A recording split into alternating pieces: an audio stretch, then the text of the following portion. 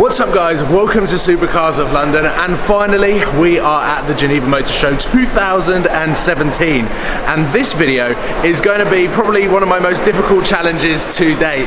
I'm just about to head inside to the hall where everything is going to be kicking off. All of the brand new cars are going to be unveiled, and there is going to be tons of brand new customized supercars that I'm going to aim to capture on camera. Now throwback to now probably quite a few years ago, where I was in central London doing loads of car spotting, and on the internet, on Supercars of London, my subliminal opinion on quite a lot of cars was out there on the internet, basically down to the cars that I chose to film and then chose to upload, mainly being Lamborghinis and Ferrari. However, since developing the Supercars of London YouTube channel and being able to drive some of the quirkiest and weirdest cars, I feel that some of my perceptions of various manufacturers have changed. For example, I never used to be a fan of BMW or Porsche, but at the moment I really like what they are doing. I never filmed Aston Martins in central London because there were so many of them, but now it is one of my favourite manufacturers. There is going to be so much happening today, and I'm purposefully going to be leaving out the Lamborghini Huracan Performante because there is a separate video coming with some very, very exciting news about my new car. So let's head into the main hall,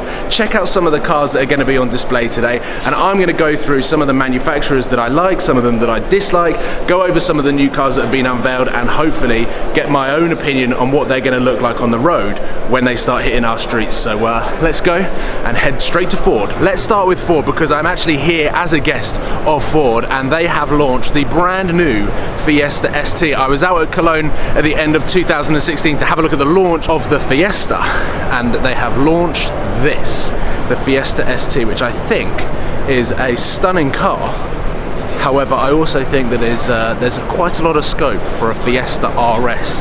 It's not as aggressive as the old Fiesta ST, and I still think that they could have done a little bit more with flared wheel arches. They didn't listen to me from November, as you'd expect, but I do think it is going to be a wicked car to drive, and I cannot wait to get my hands on one of these, to get behind the wheel of it and potentially recreate the vomit challenge that me and Sam did in Monaco in 2015. I have stumbled across the ABT apt Audi R8 V10 Plus, which was kind of leaked a couple of days before the show, and I have to say the lines look so much more aggressive than the standard Audi, and I'm a fan of the body kit. I actually think it looks sick, so let's have a quick walk around and then move on somewhere else. So Lamborghini is just to my left, but I feel like I'm in the middle of all of the baby supercar manufacturers, all of the brand new ones. We have got Zenvo right here, behind me we've got Koenigsegg, and behind me to the left we have also got Pagani unveiling the Huayra Roadster for the first time. For the last 3 years that I've been coming to the Geneva Motor Show, there have been rumours that Pagani are going to be launching their Huayra Roadster, and finally in 2017 they have launched it. It is a slightly redesigned look with a pretty aggressive rear, but at the same time it still remains a very, very pretty car. The Chiron launched last year, coming in a slightly different colour. Still pretty cool.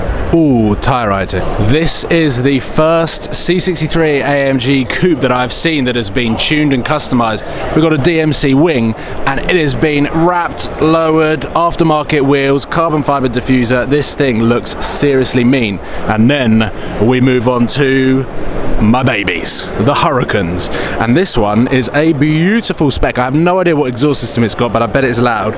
Love the wheels, ADV ones, and a DMC full body kit. This wing, actually, talking about wings on Huracans, I don't usually like rear wings on the Huracan because it ruins the look of the car, it ruins the lines, but look, engine slats, looks awesome. Wing that matches the lines of the car, looks awesome. And then check out this DMC. I want that engine bay. That is the best of both worlds. Glass engine bay so you can see the engine, but it is still slatted. I think that's my favourite part of the show. That's my favourite part of the show so far. Guys, I have not seen this car in so long, or a version of a Gumball Mirage GT in so long, and well, just look at it. Look how ridiculous this car is. I think this would be in my top 5 garage, dream garage. It is the most ridiculous thing ever and sounds like you wouldn't believe. It is next to some sort of purple monster with the most ridiculous rear wing.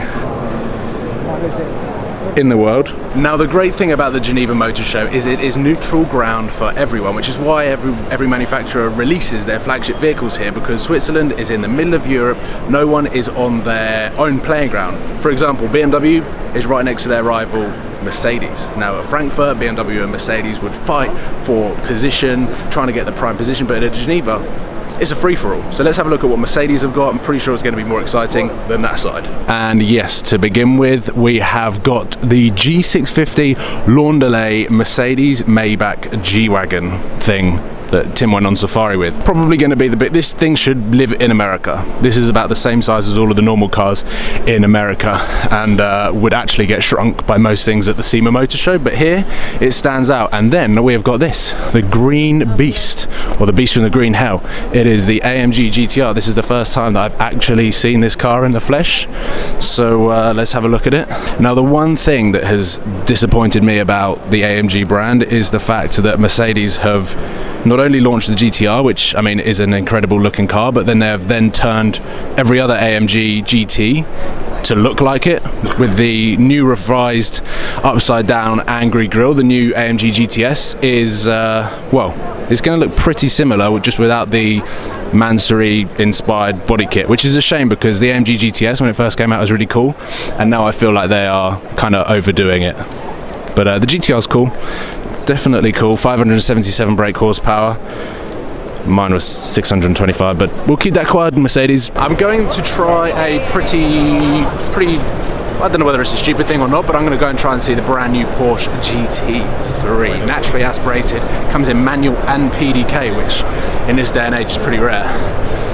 But let's try and brave the crowds and get in and have a look at the new GT3. And I think they launched a new Panamera, but GT3 all the way. It's a little bit scary in there. There are many suits. Mark Webber is pretty much central to my screen right now. And the GT3.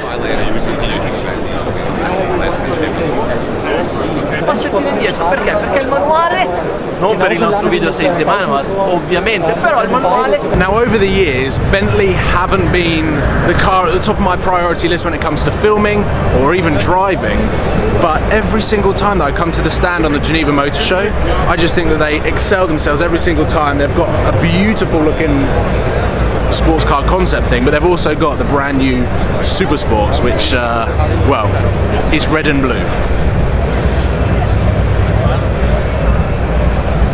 We have made it to the lower level of the Geneva Motor Show, and now there are three stands that we really need to focus on. That is Ferrari, Aston Martin and McLaren. Ferrari have got the A12 Superfast, Aston Martin have got the Valkyrie, which I do believe is the coolest name of any car. It's the Aston Martin Red Bull collaboration car, which was codenamed RM's Nebula.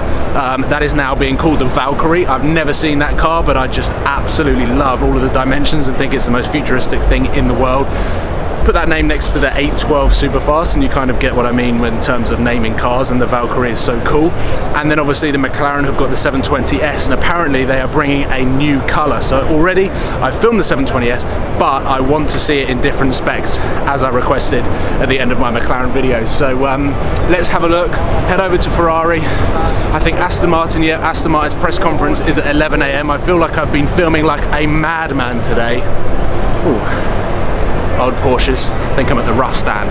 My arm is starting to hurt, so let's head over to Ferrari, see if they've unveiled the Superfast yet. I have no idea.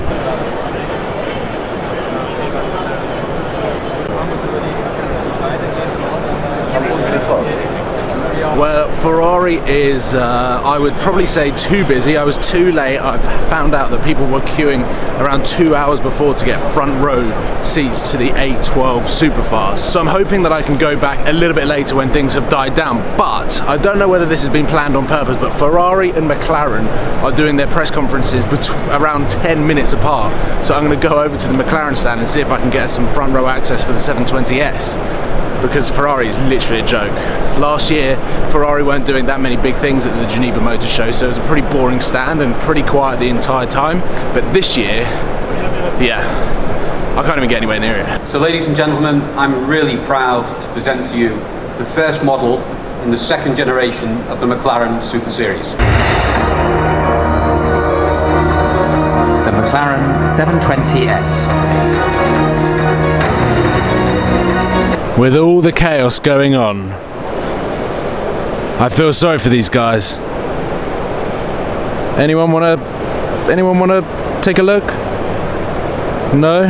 Hey guys, I've come to the Alfa Romeo stand, having fresh off the Stelvio press drive. They've got the Quadrifoglio Alfa Romeo Giulia, which I have since been told quite a few times that it is not a QV. Tony has been misleading me and Sam. However, they've got the Quadrifoglio version of the Stelvio, which is ridiculous. I didn't even know they would have it. So let's take a closer look at this car. The wheels are stunning. This car is a serious McCann arrival. Oh, I want to drive it. I just want to drive it.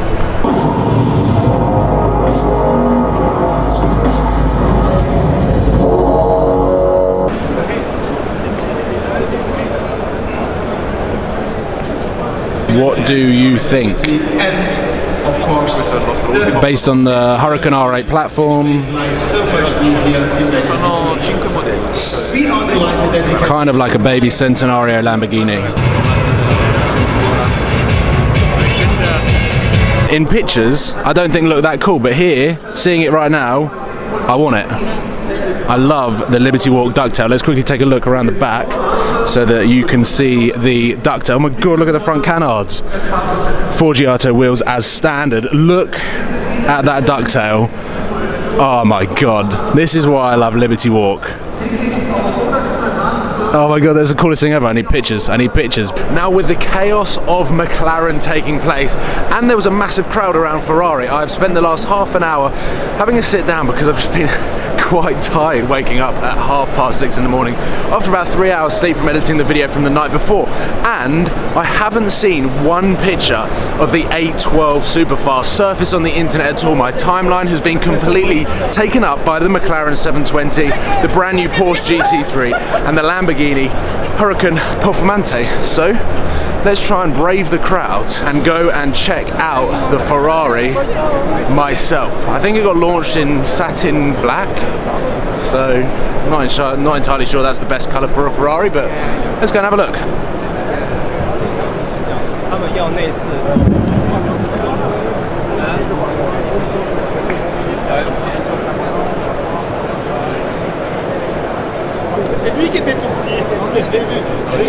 It's not the greatest angle. Let's have a look at the right, let's try and get a sneak preview of the red one.